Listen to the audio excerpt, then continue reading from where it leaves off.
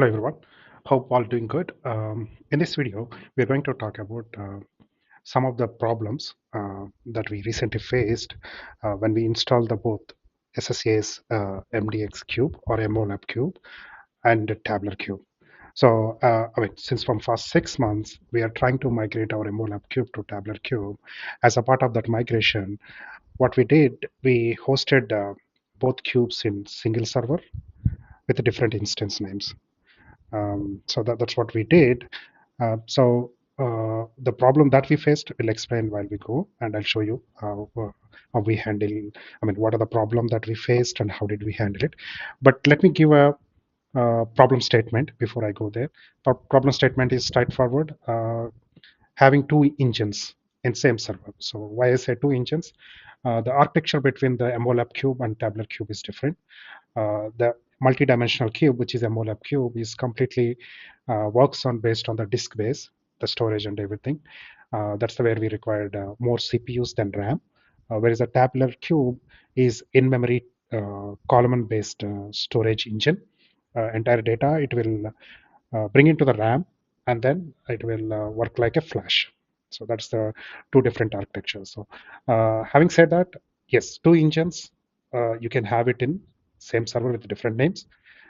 And you can host your business cubes based on your requirement. You can develop both cubes and you can host it. But really, you don't feel any problem when you have a limited users. Like let's say you have a limited users in the sense like 10 to 20 users, and where you don't refresh your both cubes on frequently based.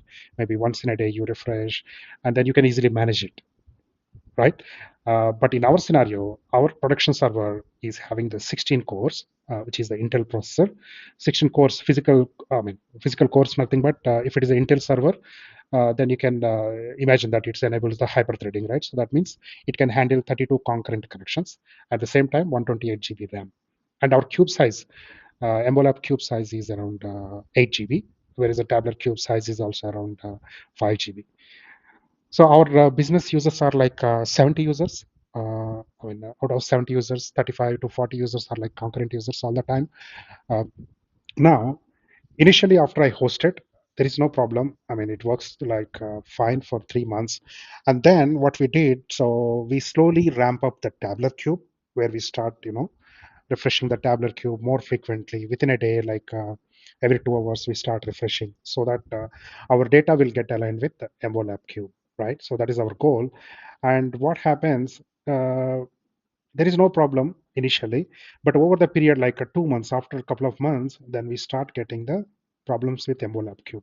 So the Tabler cube is completely fine without any issues. It's getting refreshed, and then without any issues. But MOLAB cube is start showing its colors. It's not able to manage the user requests because of the virtual memory, right?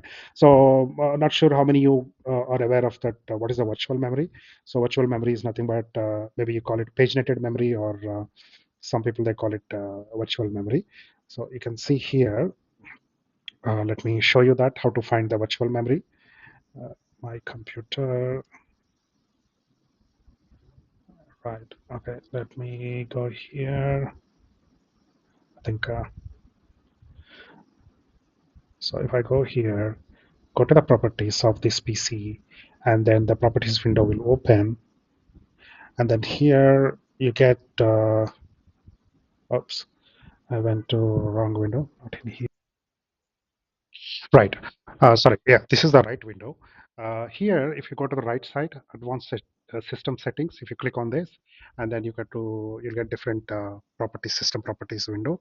And under that performance, you can see here, if you go to the settings of the performance, then you'll get multiple tabs. Under that, go to advanced. Then this is the where you see the paging file is our virtual memory. So this is the memory I'm referring. What happens in our scenario, out of 128 GB RAM, so our virtual memory is set to 8 GB. So basically this virtual memory, how it works, in I just give layman terminology. What will happen? It will work like a broker between the analysis service engine versus disk read and write operations. Whenever the engine asks for read and write request, the virtual memory will play a role. So it brings data from disk to virtual memory, then it's give it to the analysis service engine.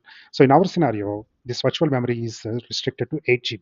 Due to that reason, what happens whenever the users trying to refresh their Excel reports or trying to refresh their Power BI dashboards, which are connected to the Cube. I mean, basically, most of our finance reports are connected to the live connection. So very rarely we use the import method, but most of our Excel reports or Power BI reports are directly connected to the Cube in live connection mode. Because of that, what happens? The SQL Server instance, right? Where is that? Yeah, you can see here the SQL Server instance. This is the SQL Server instance. I mean, basically this is Tableau Cube instance, but in real world we have two instances. One is the SQL Server MOLAP instance, other one is the Tableau instance. So this particular service is keep on stopping, right? So initially we didn't realize that why it's stopping, but how we identified that it's because of the virtual memory. So we went to the Windows event log, event viewer. Okay, under that you can see that Windows logs. You can go to the application. So click on application. You will see many of the events that recorded over the period. Okay, so how you can identify? Go to the filter current log and select only the critical, warning, and error. Right. I mean, I'm not able to reproduce that issue what we had in our production, but I'm giving the way to check. So here you can find that information. So whenever there is a virtual memory issue, the warning will appear. So where you can see that the current virtual memory is not sufficient, and then immediately within a few like a couple of minutes, your SQL Server analysis service, I mean the MDX or MOLAP service will get stopped. Okay, so this is the where you can see that what's wrong with your application, right? So what we did after we look at this error, we take a screenshot and exported all the event viewer log, because it's not happened in a one time. Within a day, that too it's in US time zone, it happened 5 times. So somebody is trying to refresh their cube, and you know so the key service is getting keep stopped. So what we did, so we take that log and we went to our infrastructure team. We asked them to increase the virtual memory. So this virtual memory, so they change. I mean, they can do click on this change, and automatically they can increase. I mean, they can increase the the memory, right? And then okay, so if I select this, customize your memory initial size, you can set what is your pagenet size you want to set it, and maximum size how much you can set it up. You can do, I mean, you can play with these numbers based on your requirement, but in our scenario, out of 128 GB RAM, so we set the 40% of the 40% of the RAM we assign to the virtual memory. That's how we set it up. But after we change this setting, so generally this setting is not required restart of your server. As soon as you change and update the new configuration, it will pick automatically. So after we updated these virtual memory settings, we never had a problem again within the server. We are still able to run the two services in same single server in different instance. But however, as a as a considering that safety, or in terms of the impact to our business, right, we decided to move that our Tableau Cube from our existing server to Azure Cloud Platform, which is the platform as service model.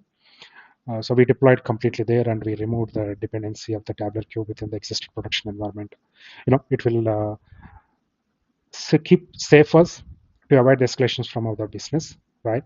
Anyway, so everyone is moving to the cloud platform as service. At one point, we need to move our Tableau Cube to the cloud platform. So as a part in that step, we moved our Tableau Cube to the cloud instance. So from there are no issues. So we faced, and all going good. Um, that's all about this video. In the next video, I'm going to talk about one of the connectivity issue that we faced when we hosted our Tableau Cube to the cloud, because the cloud infrastructure is managed by Microsoft, whereas our company is having the separate private network, right? So we have a cross connectivity network issue. I mean, everyone will have a different solutions to solve that problem, but I will cover how we saw. I mean, how we identified that problem, how we solved that connectivity issue. We'll cover it in the next video. So that's all for now. I'll see you in the next video. Thank you.